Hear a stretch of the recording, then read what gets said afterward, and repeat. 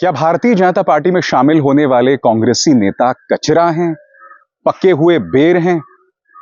इस तरह की शब्दावली का इस्तेमाल मैं नहीं कर रहा हूं दोस्तों, खुद भारतीय जनता पार्टी के नेता इस शब्दावली का इस्तेमाल कर रहे हैं। बकौल भाजपा नेता जो कांग्रेसी इस वक्त भाजपा में शामिल हो रहे हैं वो कचरा है। और न सिर्फ कचरा दोस्तों, बल्कि कचरे की 3 किस्में भी गिनाई गई हैं: सूखा कचरा, गीला कचरा और मेडिकल वेस्ट। जी हां, आपको विश्वास नहीं हो रहा, मैं आपको याद दिलाना चाहूंगा दोस्तों कि पिछले कुछ दिनों से या कहा जाए पिछले कुछ सालों से अपने निजी स्वार्थों के चलते, अपनी जान बचाने के लिए या महत्वाकांक्षा के चलते कई कांग्रेसी नेता भाजपा में शामिल हो गए हैं। आपके सामने ढेरों मिसालें हैं। और अगर कोई भाजपा में शामिल नहीं हुआ है, कम से कम वो एनडीए में शामिल हो गया है। आपके सामने मैं कुछ मिसाल देना चाहूंगा। मसलन ज्योतिरादित्य सिंधिया जब ये मुख्यमंत्री नहीं बने थे, तब उन्होंने कमलनाथ की सरकार को तोड़ दिया और बाद में जाकर वो भाजपा की गोद में बैठ गए, राज्यसभा से सांसद बन गए और न सिर्फ राज्यसभा से सांसद बन गए, बल्कि उन्हें मंत्री पद भी दिया गया।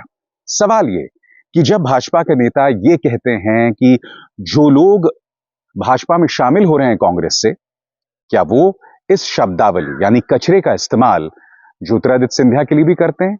अशोक चौहान, जिन पर अक्सर प्रधानमंत्री नरेंद्र मोदी भ्रष्टाचार को लेकर हमला बोला करते थे, वो अब राज्यसभा जा रहे हैं भाजपा की कृपा से। इसके अलावा ढेरों अन्य मिसाल हैं जो पहले कांग्रेस में हुआ करते थे, अब वो भाजपा में हैं। मसलन हेमंत बिस्व शर्मा, भ्रष्टाचार के गंभीर आरोप, भाजपा में।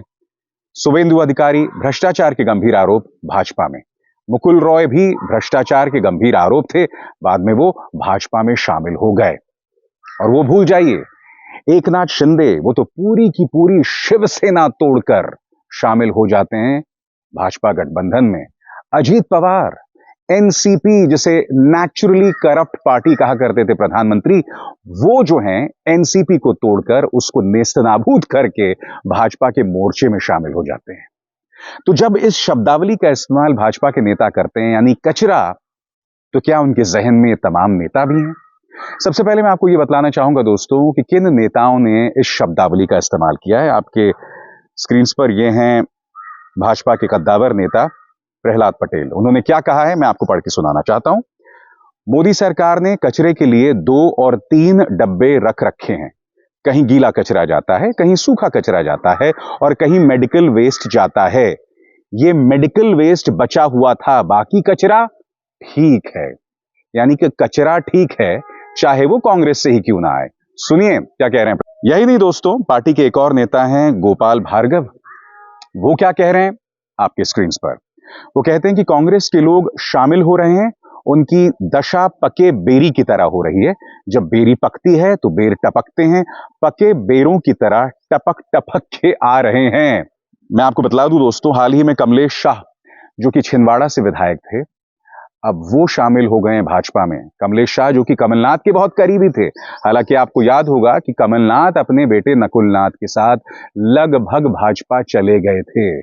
वो तो भाजपा के अंदर कुछ लोगों ने उनका खेल बिगाड़ दिया, जिसके चलते उनकी हालत ये हो गई थी कि ना घर के, ना घाट के, ना खुदा ही मिला, ना विसाले सनम। तो सवाल यह है कि जब कचरा शब्द का इस्तेमाल किया जाता है तो क्या इन नेताओं के लिए किया जाता है? बात वहां नहीं रुकती। भाजपा के नेता हैं भूपेंद्र सिंह ने देश के गृह मंत्री अमित शाह के एक बयान का हवाला दिया। और बकौल भूपेंद्र सिंह, अमित शाह ने क्या कहा था मैं आपको बताता हूं। उनका यह कहना है कि एक पार्टी के कार्यकर्ता ने अमित शाह से एक सभा में कहा कि भाई कांग्रेस के नेता भर भर के पार्टी में आ रहे हैं, इसके बारे में आपका क्या कहना है? क्या उन्हें इनाम मिलेगा? तो अमित शाह ने पलटकर उनसे कहा कि आप भाजपा में कब से हैं? उन्होंने कहा मैं 15 साल से हूं। तो अमित शाह ने उन्हें पलटकर कहा कि जब आपको 15 साल से कुछ नहीं मिला, तो जो 15 दिन पहले ही आया है हम उसे क्यों कुछ देंगे? सुनिए एक रैली में पूर्व मंत्री भूपेंद्र सिंह ने क्या कहा था। ग्वालियर में अभी बैठक थी, तो माननीय अमित शाह जी आए थे, तो वो कार्यकर्ताओं से बातचीत कर रहे थे चुनाव को लेकर कि क्या करना चाहिए, क्या सुझाव है, क्या क्या। तो एक कार्यकर्ता ने पूछा, साहब ये नई भर्ती हो रही है, तो उन्होंने कहा इसको हंसी में लगी। उनने कहा कि अच्छा ऐसे लोग हाथ उठाओ जिनको पार्टी में 15 साल काम करते हुए। तो बहुत से लोगों ने हाथ उठा दिए, पार्टी में 15 साल काम करते हो गए थे। तो बोले तुम्हें 15 साल में क्या मिला? तो उन्होंने कहा साहब कुछ नहीं मिला। तो बोले जब तुम्हें 15 साल में नहीं मिला, जिनको आए 15 दिन हुए उनको क्या मिल जाएगा? अब जाहिर सी बात है कांग्रेस को इस पर तंज कसने का मौका मिल गया है। मध्य प्रदेश के नेता हैं के मिश्रा, वो क्या कह रहे हैं? धन्यवाद, आभार भाजपा के कद्दावर नेता और मंत्री प्रहलाद पटेल जी। आखिरकार आपने भी स्वीकार कर लिया कि कांग्रेस के स्वार्थी दल बदलू कचरा हैं और भाजपा डस्टबिन। दल बदलू नेता कचरा, भाजपा डस्टबिन। अब कचरे ये तय करेंगे कि वो कौन से बॉक्स में रहेंगे। और जब बॉक्स की बात यहां पर कर रहे हैं के मिश्रा, तो जाहिर सी बात है वो सूखे कचरे, गीले कचरे और मेडिकल वेस्ट की यहां पर बात कर रहे हैं। आज दोस्तों ये जो शब्दावली का इस्तेमाल किया गया है, इसके कई पहलू हैं जिस पर हमें चर्चा करनी पड़ेगी। सबसे पहले आज मैंने आपके सामने कुछ नेताओं के नाम गिनाए, फिर से गौर कीजिएगा।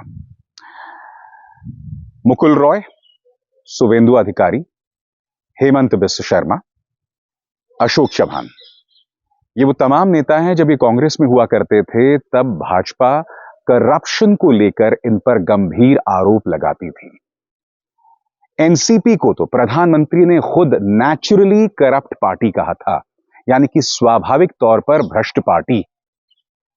आपकी स्क्रीन पर प्रफुल्ल पटेल, अब ये भाजपा में बेशक शामिल नहीं हुए हैं, मगर वो भाजपा के मोर्चे में हैं।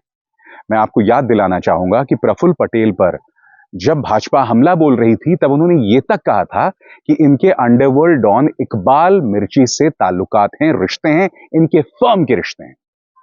कहने का अर्थ क्या हुआ कि जब भाजपा करप्शन की बात करती है या फिर राष्ट्रवाद की बात करती है, और देखिए जैसे आप अंडरवर्ल्ड की बात करते हैं तो आप उसके साथ राष्ट्रवाद भी जोड़ देते हैं, अपराध की बात करते हैं, तो ये सब सही मायने में ढकोसला है।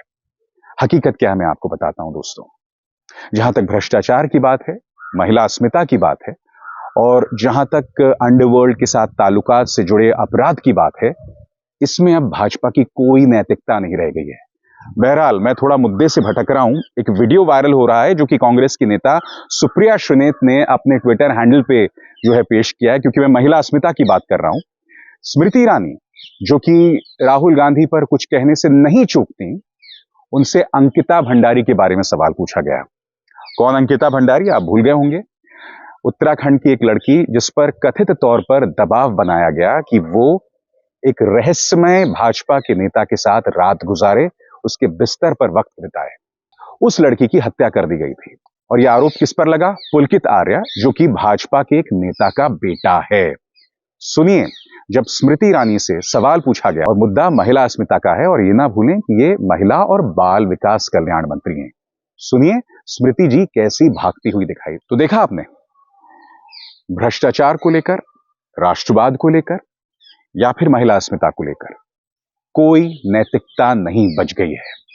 और आजाद भारत के इतिहास में भाजपा एकमात्र पार्टी है जिसने इस कदर महिलाओं की इज्जत, महिलाओं की अस्मिता पर इतनी ज्यादा राजनीति की होगी।